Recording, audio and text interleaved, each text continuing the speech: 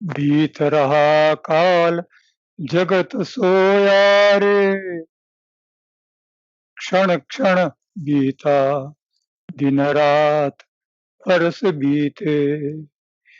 बीत रहा काल जगत सोया रे, क्षण क्षण बीता दिन रात बरस बीते। जुग जुग बीते कोटि जन्म बीते, जुग जुग बीते कोटि जन्म बीते।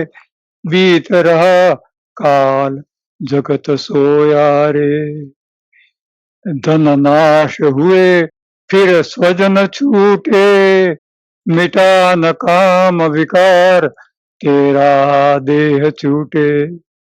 धन नाश हुए फिर स्वजन छूटे, मिटा न काम विकार तेरा देह छूटे। बीत रहा काल जगत सोया रे, स्त्री धन स्वजन सब तुझसे छूटे, सदा पर ब्रह्म पाए जगती छूटे। स्त्री धन स्वजन सब तुझसे छूटे, सदा पर ब्रह्म पाए जगती छूटे। बीत रहा काल जगत सोया रे, बीत रहा काल जगत सोया रे। बीत रहा काल जगत सोया रे बेटा, संसार सोया हुआ है, काल क्षण क्षण क्षण क्षण बीत रहा है बेटा, क्षण क्षण बीत रहा है। काल इशारा करता है, बेटा बहते रहो, चलते रहो, बहते रहो, चलते रहो, कभी रुकना नहीं है। नदी जैसे बहती है, पानी हमने पिया तो पी लिया, गया तो गया। अब बेटा वो हमारा इंतजार नहीं करती। समय आया, काम हो गया तो हो गया, रह गया तो बेटा रह गया। काल हमारा इंतजार नहीं करता। धन, स्वजन, देह, वैभव, ऐश्वर्य, संपत्ति, संतति सब नश्वर है बेटा, सब नश्वर है, सब कल्पना है, आज है कल नहीं है बेटा, क्षण में नहीं है। बस तो बेटा अपनी पहचान नहीं बनानी है। काल पहचान के पीछे ब्रश और कलर लेकर पीछे पड़ता है। संसार ने नाम बनाया, काल ने मिटाया। संसार ने नाम बनाया, काल ने मिटाया बेटा। काल मिटाता है, क्षण क्षण क्षण क्षण काल बह रहा है बेटा। जगत छूट रहा है, जगत छूट रहा है, क्षण क्षण मर रहा है बेटा, क्षण क्षण संसार मर रहा है बेटा।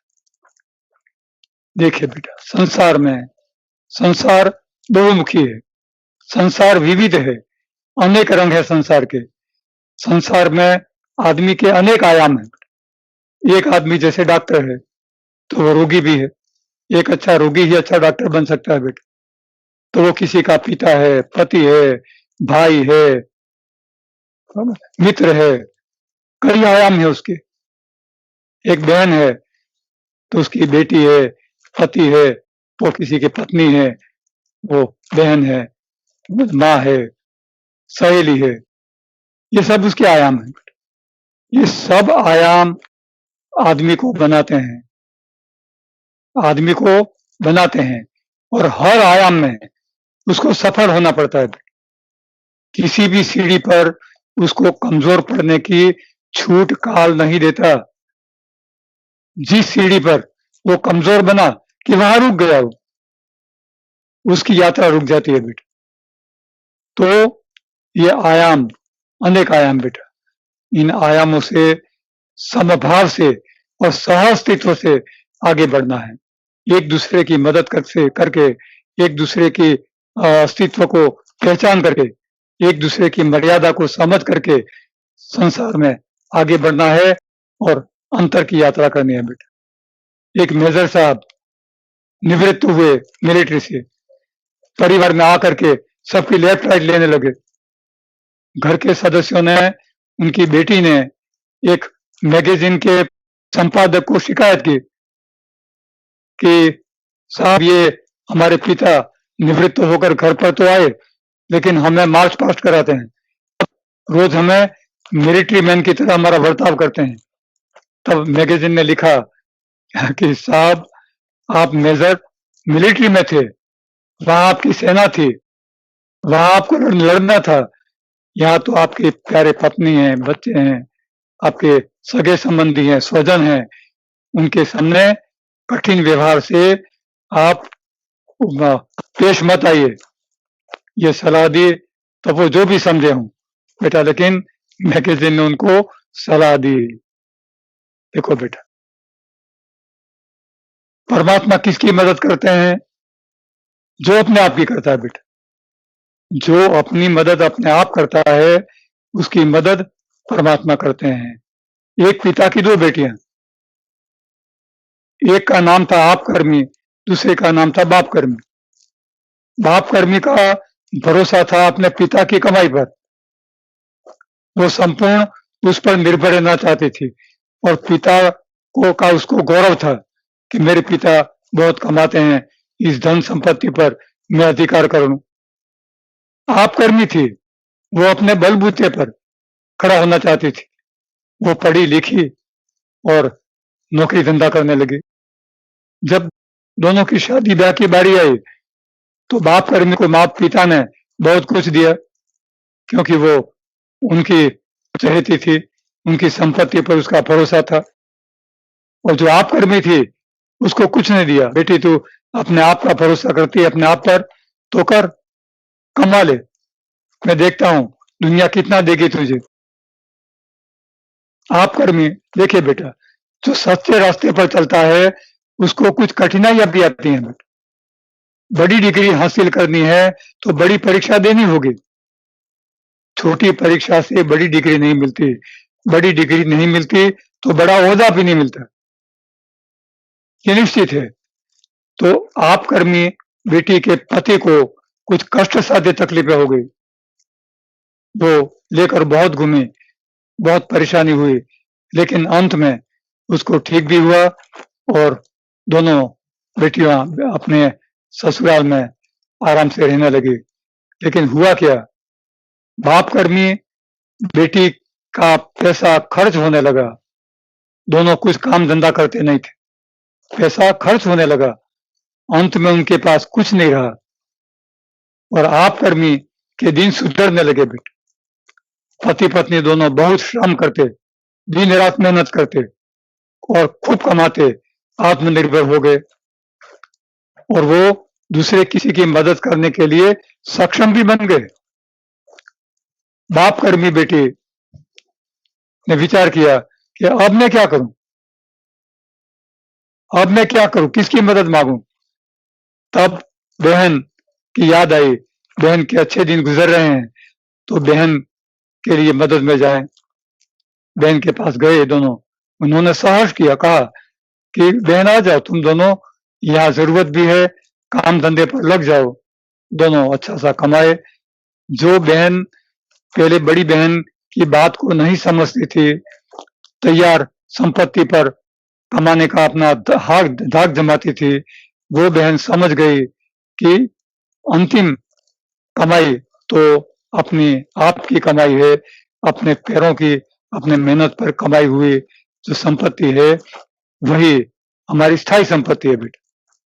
तो संसार बहुत कुछ हमें सिखाता है, अध्यात्म में भी सिखाता है कि बेटा आत्म संयम रखो, आत्मबल रखो, आत्मा के अंदर जाओ, अंतर्बल को प्राप्त करो और ध्येय बनाओ, लक्ष्य बनाओ कि जीवन में क्या करना है।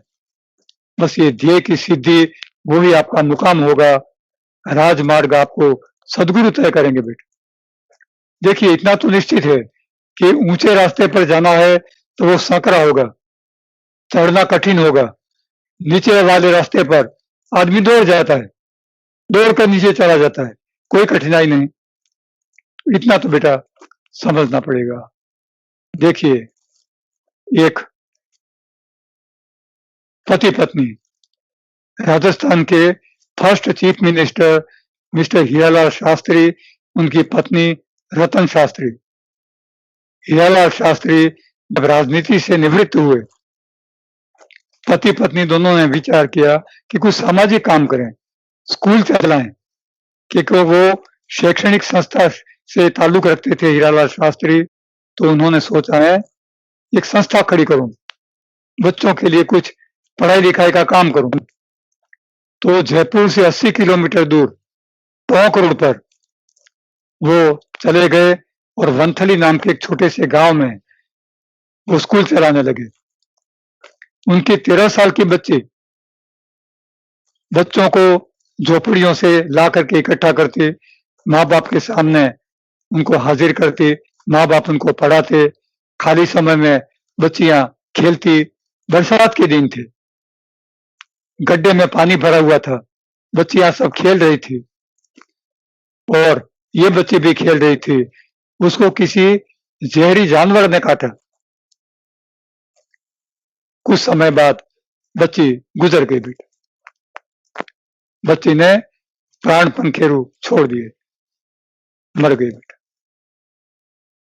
इस शास्त्री दंपति पर दुख का पहाड़ टूट पड़ा। बेटा, बहुत परेशान हुए। एक बार तो उन्होंने सोचा या तो आगे बढ़ूं या मिट जाऊं, या तो कुछ न करूं। बेटी के सदमे ने उनको इतना अंतराल में इतना उनको दुखी किया था कि या तो मैं क्षेत्र संन्यास ले लूं, कुछ न करूं, या इतना कुछ करूं इस बच्चे की याद में कि दुनिया याद रखे। देखिए बेटा, ध्येय निश्चित करते समय आत्मबल को साथ में रखिए, नहीं तो दुनिया मिट जाएगी। बेटा, सदमे में दुख मिटना नहीं है, मिटना है तो अंतर में जहां परमात्मा प्राप्त होता है। बेटा, संसार में मिटना यानी आत्महत्या करना है। इस दंपति ने सोचा कि हम इस बच्चे की याददाश्त के लिए संसार में ऐसा संस्थान बनाएंगे कि जो बच्चे को याद करे। बेटा, उन्होंने एक आदम कद की संगमरमर की मूर्ति के नीचे पिता ने अपने उद्गार लिखे राजस्थानी भाषा में। बेटा, एक मां को फूल प्यारो अधखिलो मुरझा गयो, एक मां को फूल प्यारो अधखिलो मुरझा गयो, शोक मिट्यो हरख छायो, फूल बाग लगा गयो। हाँ बेटा, शोक मिट्यो हरख छायो, फूल बाग लगा गयो। बेटा, फूल बाग लगा गया, फूल बाग लगा गया। बेटा, एक फूल बाग में से चला जाता है। बेटा, सारे बाग को बसा देता है। यदि इतनी कव्वत आत्मबल न होता, आत्म संयम न होता, तो ये परिवार निवृत्ति के दिन गुजार करके संसार में, सांसारिकता में और प्रमाद में मिट गया होता। बेटा, लेकिन कव्वत कुछ करना है, कुछ करके दिखाना है। वो प्राइमरी स्कूल बनी, हाई स्कूल बनी, हायर सेकेंडरी स्कूल बनी, एक कॉलेज बनी, अनेक कॉलेजें बनी, वनस्थली विद्यापीठ बना और आज दुनिया में ख्यात नाम, विश्व प्रसिद्ध एक यूनिवर्सिटी है। गर्ल्स यूनिवर्सिटी, जहां दुनिया भर की लड़कियां पढ़ने आती हैं, आर्ट साइंस कॉमर्स से लेकर डॉक्टरी और इंजीनियरिंग से लेकर पायलट तक की ट्रेनिंग उनको मिलती है। पायलट भी बनती है वहां। हमने देखा है, एक मिनी एरोप्लेन भी वहां था, रनवे था, और वहां उनके एक मित्र ने बताया कि यहाँ सब कुछ है बच्चों के लिए, बच्चियां बहुत प्रगति कर सकती हैं। बेटा, तो ये चीज बताती है अपना ध्येय बनाना। बेटा, ध्येय प्राप्त करने के लिए संसार में कुछ कुछ करना है। बेटा, ध्येय प्राप्त करो। बेटा, ध्येय प्राप्त करो। एक और उदाहरण है, गुजरात का यंगेस्ट आईपीएस। जो बच्चा 21-22 साल का डिग्री के दूसरे साल तीसरे साल में या डिग्री कर चुका होता है तो घर में वेकेशन गुजारता है, वो आईपीएस किया हुआ गुजरात का यंगेस्ट आईपीएस। इस छोटी उम्र में किसी ने आईपीएस नहीं किया गुजरात में अब तक इतिहास में। वो मुस्लिम समाज में पैदा हुआ ये बच्चा, ये समाज का नाम इसलिए कहा जा रहा है कि यहाँ किसी को प्रेरित करता है एक नाम, जहाँ बहुत कुछ करना बाकी रह जाता है युवकों को, युवक और कहीं इधर-उधर भटकते हैं और एक लड़का कुछ कर गुजरता है, तो ये उनके लिए प्रेरणास्पद बन जाता है बेटा। इस लड़के के परीक्षा देने से पहले कई फ्रैक्चर हुए थे एक्सीडेंट में। सारे शरीर में फ्रैक्चर के प्लास्टर लगे हुए थे। बुखार से तप रहा था वो। बायां हाथ भी इंजर्ड था, दाहिना हाथ सुरक्षित था। दाहिना हाथ सुरक्षित था। 3-4 दिन बाकी थे दिल्ली में यूपीएससी में एग्जाम देने के। इस लड़के ने एक ही सोचा, या तो मिट जाऊं या बनूं। 2 में से एक ध्येय बनाया उसने, बनूं। मेरा दाहिना हाथ तो सुरक्षित है, मैं लिख सकता हूं। मेरा दाहिना हाथ सुरक्षित है अभी भी, भले बुखार है, भले प्लास्टर है। किसी की मदद लेकर के दिल्ली गया, अपने मित्रों के घर रहा। मित्रों ने कहा आईपीएस ये छोड़, इससे क्या मिलेगा तुझे, इससे तो अच्छा है अच्छा सा व्यापार कर, कमा, पैसा कमा और ऐश कर। उसने कहा नहीं बेटा, मित्र नहीं, मैं अपना ध्येय हासिल करूंगा। जो करने के लिए निकला हूं वो हासिल करके ही रहूंगा। इस बच्चे ने आईपीएस सिर्फ गुजरात के सबसे यंगेस्ट के रूप में नहीं, लेकिन मेरिट में भी उसने ये डिग्री हासिल की और शायद अभी कहीं नौकरी में होगा बेटा। ये ध्येय कई मित्रों को के लिए प्रेरणास्पद है बेटा, कई मित्रों के लिए जो ध्येय निश्चित नहीं कर पाए हैं अथवा कमजोर ध्येय से अपने आप को कोसते हैं। एक लड़के को डॉक्टरी करनी थी और वो कम परसेंटेज आए तो बीकॉम में चला गया। उसके दादा आए के दादा ये डिप्रेशन में चला गया क्योंकि उसको बीकॉम का है। मैं कहा बेटा बीकॉम अपनी कवत हासिल करने की कवत दिखाने के लिए बीकॉम कम डिग्री नहीं है। उसमें भी सीए बना जाता है, उसमें भी व्यापार धंधे होते हैं। दुनिया में बड़ी-बड़ी डिग्रियां, बड़े-बड़े ओहदे हैं। बीकॉम की डिग्री कहाँ छूटी हुई? तो बच्चे कई बार हिम्मत हार जाते हैं, अपना रास्ता छोड़ देते हैं और बहुत गर्त में, गड्ढे में चले जाते हैं बेटा। ऐसा नहीं करना है, नहीं होने देता है ना। देखिए, ध्येय नहीं छोड़ना है। एक उद्योगपति भूज में जिस दिन भूकंप आया था, सुबह 9 बजे, उसी भूकंप में एक व्यापारी उद्योगपति लाइन में खड़ा रह करके ब्रेड मांग रहा था बेटा। पत्रकारों ने उसको पूछा कि आप तो उद्योगपति हैं, हम आपको जानते हैं और कई बार हम आपसे इंटरव्यू ले चुके हैं। ये जहां आप ब्रेड मांग रहे हैं, ऐसी कई संस्थाएं आपने भेंट दे दी हैं भूतकाल में। नहीं बेटा, भेंट देने वाला और भेंट लेने वाला तो परमात्मा है। वो परमात्मा है बेटा।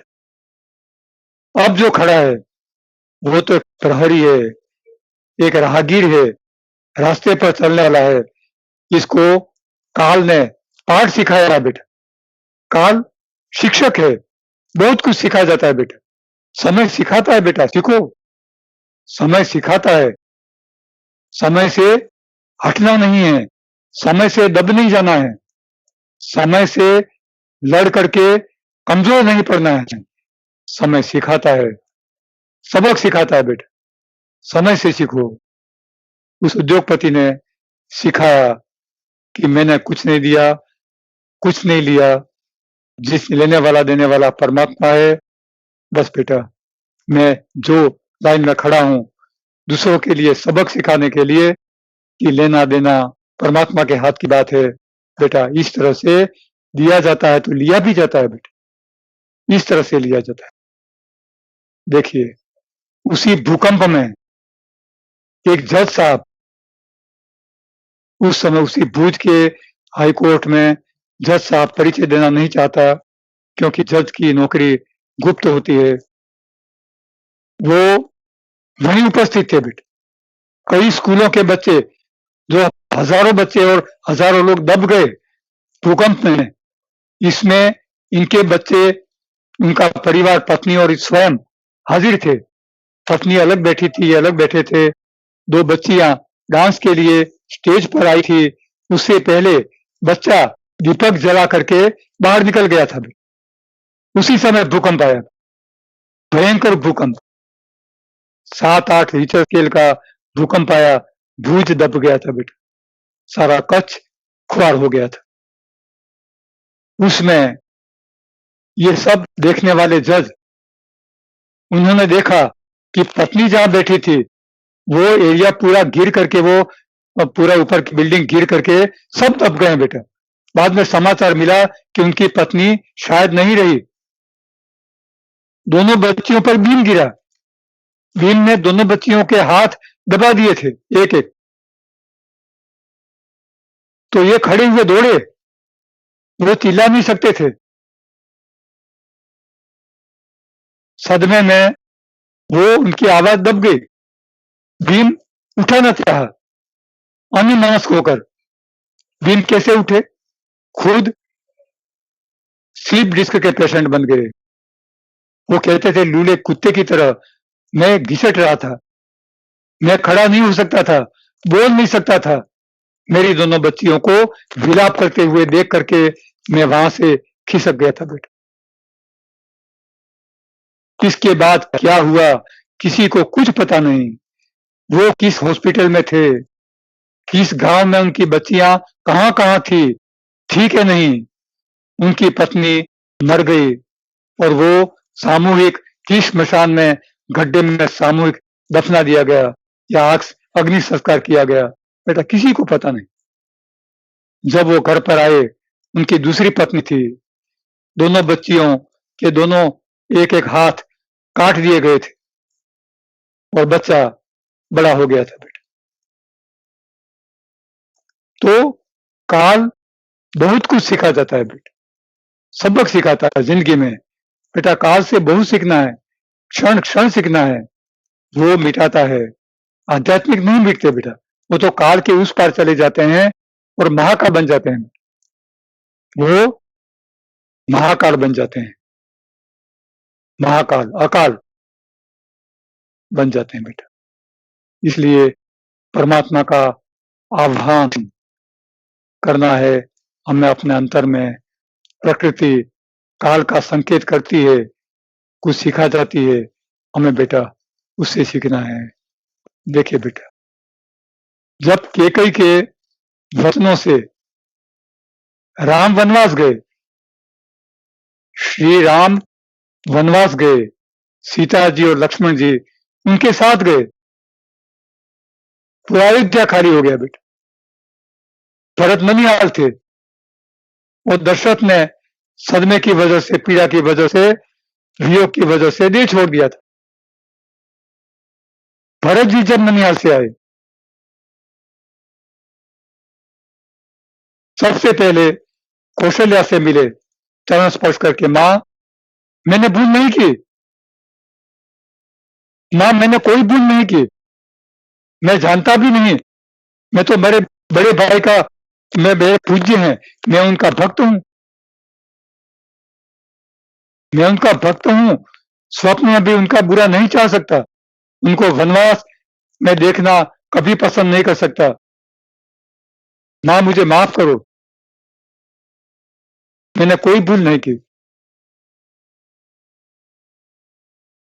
इस बच्चे की इस निखालसता बेटे, निखालसता पर कौशल्या पिघल गई, उसने गले लगा दिया भरत को। अरे बेटा, तुमने कोई भूल नहीं की, तुम्हें राज्य नहीं चाहिए था, ये तो हमारी सोतों की ईर्ष्या और काल का क्रम बेटा, कर्मों का बंधन, उसने ये सब करवाया। तुम तो इस बात को जानते भी नहीं, तुम्हें तो राज्याभिषेक में बुलाया भी नहीं बेटा। तब भरत जी ने कहा, मां इस पीड़ा को मैं कभी सहन नहीं कर सकता। भगवान जैसे पिता तुल्य मेरे भाई, मेरी माँ समान मेरी भाभी और मेरे भाई लक्ष्मण वनवास भोगें, पिता गुजर जाएं और मेरी माँ ये शाप से तपती रहे, और माँ आप पति वियोग से, आप और सुमित्रा माँ ये तपती रहें, ये कभी मैं सहन नहीं कर सकता। माँ फूट फूट कर रोने लगे, फूट फूट कर रोने लगे। देखो बेटा, आत्म संयम रखा उन्होंने, आत्मबल रखा, अंतर की कवत हासिल की। अरे राम के पादुकाओं को बिठा दिया सिंहासन पर, खुद राजगादी से, उस अहंकार से, इस अभिमान से दूर हट करके राज्य चलाने लगे बेटा। कितना बड़ा त्याग। वो चाहते तो 14 साल तक राज्य भोग सकते थे बेटा, नहीं, राजाभिमान उनमें था ही नहीं, उससे हट गए थे वो। उन्होंने इतना ही नहीं, माँ को ढाढ़स बंधा करके और कर्म का बंधन समझा करके उनको प्रायश्चित करवाया, जिससे माँ का बोझा भी हल्का हो जाए। माँ ने वनवास मांग लिया, राज्याभिषेक मांग लिया, सब मांग लिया, पति की मृत्यु हो गई, ये सब हो गया, उनको भी सदमा पहुंचा। उनकी भी योग्यता कम नहीं थी, वो दशरथ की पत्नी थी, भरत की माँ थी, वो दुष्टा नहीं थी। दुष्ट दुष्टता काल करवाता है बेटा, दुष्कर्म काल करवाता है, करने वाला कर लेता है, बाद में उसको पश्चाताप भी होता है, और भाग्यशाली है तो प्रायश्चित भी कर सकता है बेटा। प्रायश्चित भरत ने करवाया। भरत जी शासन चलाने लगे, राम का नाम स्मरण करने लगे, वो उनके लिए पिता समान, परम पूज्य भाई ही थे वो। बस बेटा, हमें ये सीखना है, हमें ये सीखना है आत्म संयम बेटा, आत्म संयम। काल का संकेत हमें समझना बेटा, काल का संकेत, परमात्मा का आह्वान हमें समझना है। काल से विमुख करके, प्रकृति से विमुख करके, संसार से विमुख करके परमात्मा हमें कहाँ बुलाता है? अंतर में बुलाता है बेटा। उसका आमंत्रण सुनना है, हमें स्वीकार करना है बेटा, हमें प्रायश्चित करना है अपने दुराचारों का, और हमें परमात्मा के आवाज को सुनना है बेटा। देखिए, अंतर को सुनिए। उत्सव उपजे अंतर से तो जग में रोज दिवाली समझे। मां जिसके अंतर में हर्षोल्लास ही हो, उत्सव ही उत्सव हो, अंतराल उत्सव से खुश हो, खुश मिजाज में हो, रोज अंतर में कूदे, अंतर में हर्ष अनुभव करे, रोज दिवाली है बेटा, रोज दिवाली है। ना उपजे उत्सव तो तेरी भव पीड़ा को मरगट समझे। यदि उत्सव नहीं है, अंतर में सुख शांति और आनंद प्राप्त नहीं किया, तो ये सांसारिकता की पीड़ा है, भव पीड़ा है, वो मरगट श्मशान बना देती है बेटा। श्याम भयंकर रात जगत है, दिव्य दृष्टि हरि की ही समझे। यह संसार काली रात है बेटा, भयंकर रात है। दिव्य दृष्टि परमात्मा से पानी है। यदि इस काले संसार में, काली रात रूपी संसार में परमात्मा को नहीं पाया, तो बेटा इस दिव्य दृष्टि को नहीं पाया, तो ये काली रात हमें खत्म कर देगी बेटा। इस कल्पना में, संसार में कहीं न कहीं खत्म कर देगी बेटा। न तो उत्साह बता अभिनय में, रावण को भी राम ही समझे। संसारिकता में इतना उत्साह भी मत बताओ कि राम और रावण के अंतर को भी न जान सको बेटा। दुष्टता और सदाचार के बीच का भेद भी न समझ सको, इतना उत्साह संसार में जीने में नहीं बताना है बेटा। क्षितिज पार तू देख न पाया, खाली हाथ लौट कर आया बेटा। संसार में आगे बढ़ने के लिए तो चला, लेकिन कहां तक चला? जहां आकाश और पृथ्वी एक होते हैं, क्षितिज तक बेटा, अपने शरीर की कवत तक, अपने प्राण शरीर जब तक हैं, जीव जब तक इस शरीर में सुरक्षित है तब तक, बाद में तो फिर मृत्यु है, वृद्धावस्था है बेटा, फिर कुछ नहीं किया जा सकता बेटा। क्षितिज पार तू देख न पाया, खाली हाथ लौट कर आया, खाली हाथ लौट कर आया बेटा, कुछ नहीं पाया संसार में। जिसको समझा शेर आपने, उसको जग ने बिल्ली पाया बेटा। आपने मन बुद्धि अहंकार को माना कि हम शेर की तरह हैं, हम संसार में सब कुछ हासिल कर सकते हैं, हमारा जैसा तो शूरवीर संसार में कोई नहीं है, जो कुछ पाने योग्य है हम ही पा सकते हैं। नहीं बेटा, भाग्य जो देता है वही आप पाने योग्य हैं, भाग्य जो देता है वही आपके लिए योग्य है। बड़ा बेटा, ये कल्पना तो बिल्ली की तरह है, कल्पना शेर नहीं है। उसको शेर आपने समझ लिया, वो बिल्ली की तरह है बेटा। उसको अपनी कव्वत ताकत मत समझिए, ताकत तो अंतराल में है, आत्मा में है, आत्मबल में है। भोजन जिसे बखाना जग ने, तू भूखा ही वापस आया। संसार ने जिस खाने को बखाना, तूने खाया ही नहीं, भूखा वापस आया बेटा।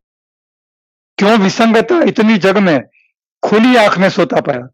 संसार में इतनी विसंगता, इतनी अलग अलग विविधता संसार में क्यों है? खुली आंख में सोता पाया। आंख खुली है फिर भी संसार सो रहा है बेटा, संसार सो रहा है खुली आग में, आंख खुली है। कितनी विचित्रता है बेटा।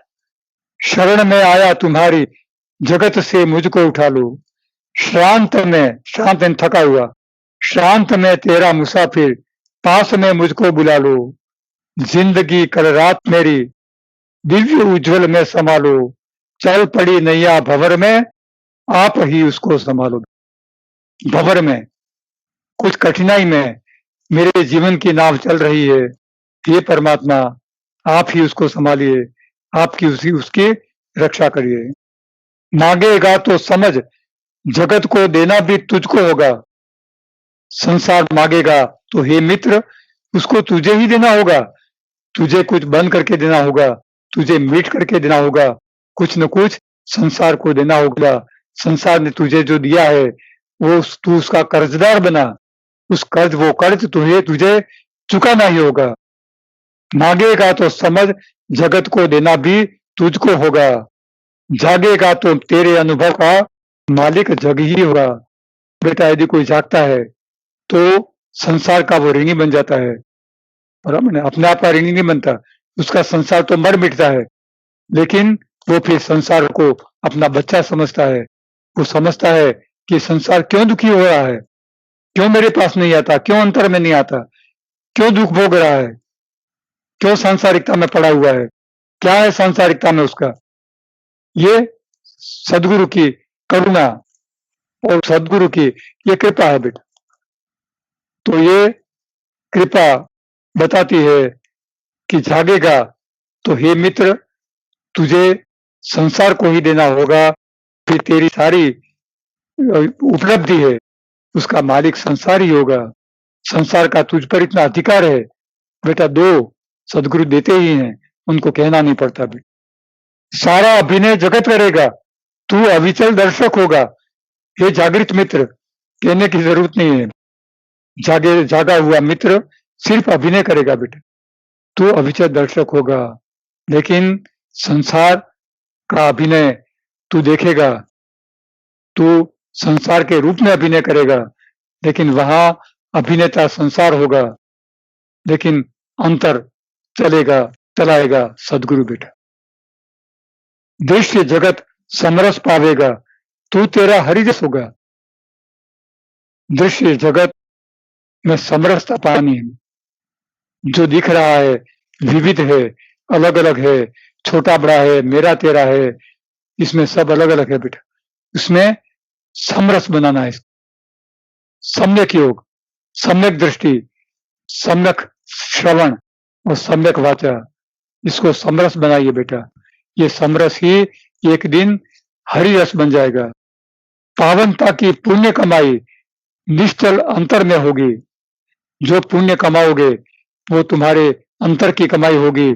सहज साधना जीवन पाकर सांस सांस साथी न होगी। सरल भाव ने हिमगिरी तोड़ा, अमृत की सरिता होगी। भाव गर्भिता तेरे अंतर कल कल नित बहती होगी। दुखड़ा क्यों रोवे जगती से, वह कुछ भी ना देवेगा। गांड उठाकर जूठा खाना तेरे अंदर भर देगा। घाव सहे तो मत रोवे तू, पिंडदान ही कर देगा। तुम्बा कुछ लेना ना चाहे तो देना अधिकृत होगा।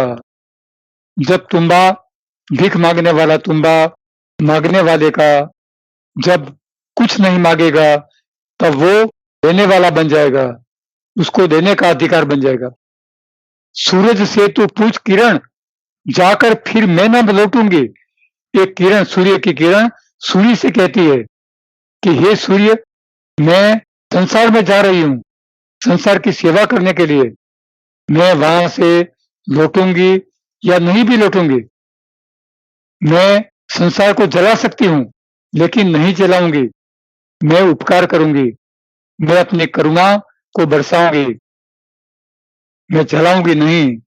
मैं संसार में सुकून भर दूंगी, संसार को सुखी बनाऊंगी। मैं अन्न जल को उगाऊंगी, मैं ऊर्जा भर दूंगी और इस सारी सृष्टि में समा जाऊंगी। देकर भी मैं ले न सकूंगी, उसका कर्ज चुकाऊंगी। उसका दुख क्या है कि मैं सारी सेवा करूंगी, मैं सारी सेवा करूंगी तो मैंने संसार को बहुत दिया कहा जाएगा। संसार मेरा आभार मानेगा। बहुत दिया किरण ने, बहुत दिया, बहुत दिया, लेकिन उसका कर्ज नहीं चुका पाऊंगी। संसार के उद्गारों का कर्ज नहीं चुका पाऊंगी, इसके लिए मैं कर्जदार ही रहूंगी। इसका मुझे दुख है। देखिए बेटा, देना सही है, लेना सही नहीं है, लेकिन देने वाला भी यदि संसार का उपकार न समझे तो वो देना भी कई बार भारी पड़ जाता है बेटा। हरि जब तक अंतर में बैठा तब तक तू सोने के भाव, सोने की तरह तुम्हारी कीमत होगी जब तक परमात्मा अंतर में विराजमान है बेटा। सोना मढ़कर लोहा बेचे तब तक ना लोहे का भाव। हरि तेरा अस्तित्व समझ फिर जगती तिनके के भाव। जब तक परमात्मा के अस्तित्व नहीं पाया तब तक सांसारिकता की कीमत, इस नश्वर जगत की कीमत तिनके का भाव होती है। संपत सोबत सब यौवन के, बिक तो अब हरिहर के भाव। अब बेटा संसार में परमात्मा के भाव से बिकना है। सांसारिकता छोड़ करके परमात्मा की सेवा करनी है, परमात्मा के अंतर को पाना है, अपने नीच को पाना है, जहां परमात्मा अखंड विराजमान है। भला करे तो भला ही पावे, बुरा करे तो मरगट का। भले का प्रतिभाव भला होता है, लेकिन किसी ने बुरा किया संसार में तो वो तो बहुत बुरा है। एक तो संसार स्वयं भव दुख से बहुत पीड़ित है और फिर संसार में आकर बुरा करे, उसको तो भला करके अपनी पीड़ा को कम करना है बेटा। प्यासा जगत दौड़ कर आवे, भाव करे तू पनघट का। संसार को अध्यात्म का पानी पिलाओ, उसकी प्यास बुझाओ। प्यासा जगत दौड़ कर आवे, प्यासा जगत तुम्हारे पास दौड़ कर आएगा, उसको अध्यात्म का पानी पिलाओ बेटा, उसकी प्यास बुझाओ। पर जगती प्यास ना जाने, स्वभाव पावे गिरगिट का बेटा। गिरगिट, काचंडा कहते हैं जिसको गुजराती में, वो गिरगिट रंग बदलता है। तो इस तरह संसार अपने रंग बदलता है, अनेक भावों से त्रस्त होता है और अंत में अपना पाया हुआ छोड़ देता है, अधूरा छोड़ देता है, या फिर हिम्मत हार करके वो आगे बढ़ता ही नहीं, वहां रुक जाता है बेटा। हमें रुकना नहीं है, चलते रहो, बहते रहो, चलते रहो, बहते रहो, बस बेटा, आगे, आगे, आगे, आगे, रुकना नहीं है, बस बेटा। परमात्मा आपके साथ है, हमेशा आपके अंतराल में, आपके रोम-रोम में वो व्याप्त है, बस उसको पाइए, अपनी जो कव्वत है, उसको बेटा इकट्ठा करिए और अपने कव्वत अंतराल के बल, आत्मबल से संसार को आगे बढ़ाइए। परमात्मा आपके साथ है, हमेशा आपके साथ है बेटा। बोलिए, ओम नमः शिवाय, ओम नमः शिवाय।